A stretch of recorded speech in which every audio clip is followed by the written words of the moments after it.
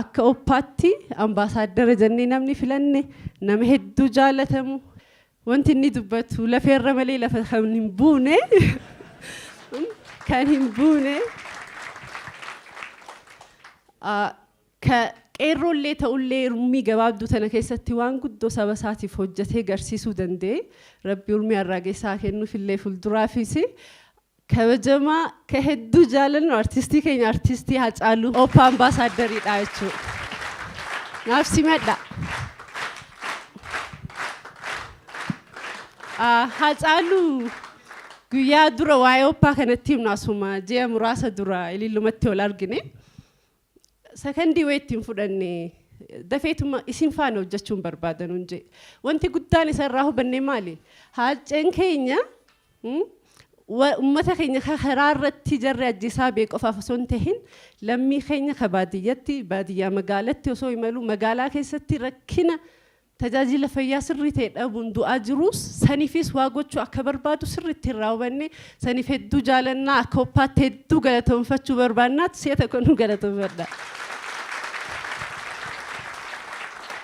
Galatooma Dr. Guddataani jalqaba gaafa haasaa jalqaban hin sodaachistu jedhanii turani. Kan isaan hin sodaachistan ammoo amma akka sodaachisuu dandeessan.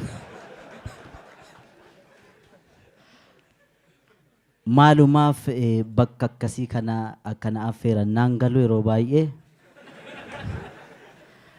awwaltajjii irratti daqiiqaa 5 tokko geeraruu malee haasa'uun baay'ee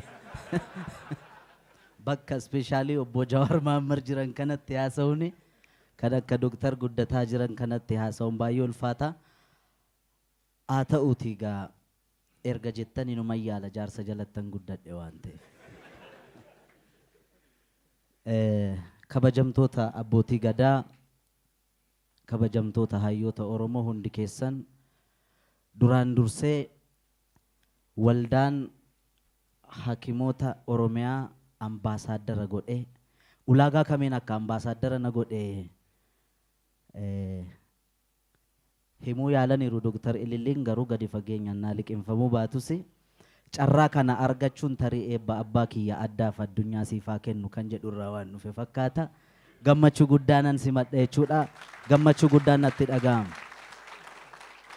Uummanni Oromoo akka barbaadetti akka yaadetti akka dhaaba siyaasaattis ta'uu danda'a akka waldaa hakimoota Oromiyaattis ta'uu danda'a akka qotee bulaa Oromoottis ta'uu danda'a ijaaramee waan saba isaatiif malu akkasitti waldaa hakimoota Oromoo dhaabna jettanii otoo wal geessan yookaan abaa'oo duuba jira jedhama yookaan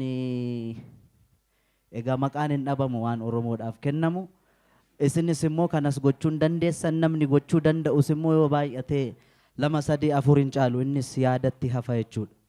Kanaaf bu'aa dhiiga ilmaan Oromooti jechuudha guyyaan har'aa kuni akkuma Dr. jedhanitti gara fuulduraattis wareegama abbootii keenya irraa kaasee amma dhaloota ammaatti kaffalame kanaaf Oromoon akka Oromootti ijaaramuudha furmaanni inni jiru.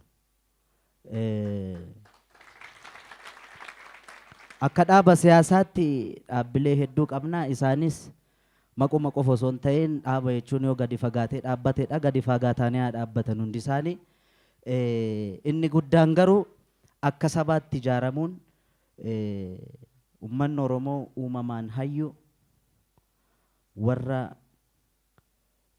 sirna gadaa kalaqee seera gadaa keessatti dimookiraasii daangaa hin qabne jira.